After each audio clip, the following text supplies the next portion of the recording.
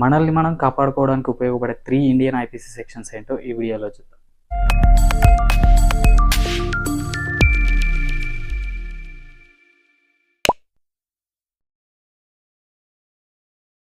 IPC section 96 స్వీయ రక్షణ హక్కు. మీకు ఏదైనా ముప్పు ఉన్నప్పుడు మిమ్మల్ని మీరు రక్షించుకోవడం. ఫర్ ఎగ్జాంపుల్, ఒక వ్యక్తి మీపై దాడి చేస్తున్నప్పుడు తన నుంచి నిన్ను నువ్వు కాపాడుకోవడానికి తనకు చిన్నపాటి హాని అయినా పర్వాలేదని చెప్తుంది ఈ చట్టం.